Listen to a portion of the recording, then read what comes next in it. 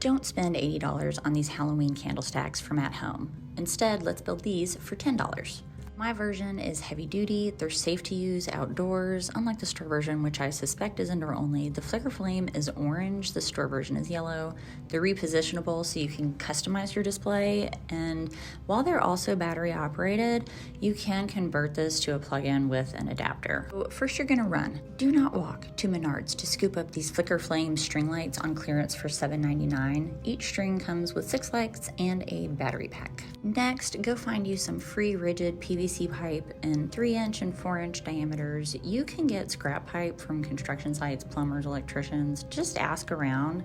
If you need to buy pipe, check the throwaway piles at Home Depot and Lowe's for clearance pieces. I usually see them in there. So you're gonna cut the pipe into different lengths between 3 inches and 7 inches, and just make sure that the top of each candle is cut at like an angle. So to get the dripping wax effect, all you need to do is put blobs of hot glue around the top. The glue will drip down the side. The more layers, the better it'll look, but it'll take a little more time because you have to let the first layer dry before you can add a second layer. While the glue dried, I prepped the lights by removing the plastic cage, trimming down the base so it would fit snugly into the pipe, and clipping off the little hook on the end. It's cheap plastic, so scissors did the job just fine.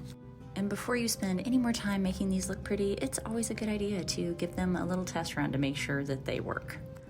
All right, it's time to paint. For paint, I did a base coat of primer to hide the text that's printed on the sides of the pipe and to give the paint a good base to adhere to. Then I went over it all with a light coat of white. The white doesn't need to be 100% coverage. Splotchy is cool, splotchy equals spooky. That's a pro tip. So then I took the candles back in to do some detail painting with acrylic paint. For these, I lightly brushed on a watered down beige color on the outside and inside. And then to get some dimension and make it look more realistic, I added a light yellow to the same cup and brushed on a second splotchier layer. Trust me on the light yellow. Let it sit for a few minutes and then lightly mist the whole thing with water and use a chip brush to blend it just a little. You're going for like a watercolor painting with the color blend. All right, so using the same cup, add some black and then blend it until it's like a dark gray color. Building your colors like this helps ensure your paint layers have the same undertones, and it's also less of a mess. So using the tiniest paintbrush you have, add that dark color to the edges of the wax strips, let it sit. It's okay if it's a bit runny.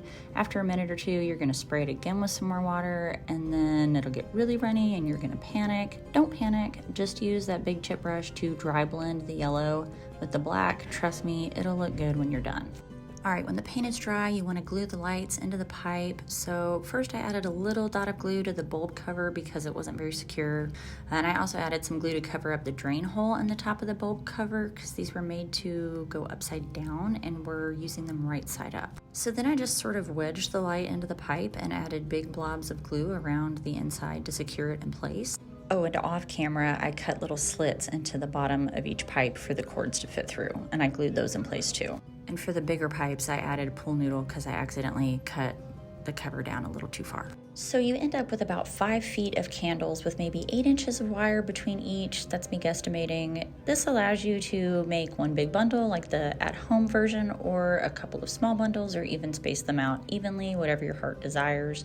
I am not personally a fan of battery-powered props, so I will be adding an adapter to convert these so they either run off solar or they can be plugged in. I might also try separating the strings so I can space them out more in the haunt, and by me, I mean Tyler, because I ain't wiring shit. So my final thoughts after giving these a test run: pro, they look super realistic sitting in front of a tombstone during the day. The light is much brighter than I initially thought it would be. This was easy. This entire build took only an hour from start to finish, and it was just $10. So a couple of lessons learned: the taller candles are a bit too tall, which diminishes the effect. If you wanted to keep the height, I would recommend positioning the light a little closer to the top of the pipe. And the shortest candle was a bit too short. You could see the bulb, and I think it took away from the effect a little bit. But I love how they turned out, and you could literally make 80 of these for the cost of one at-home decoration.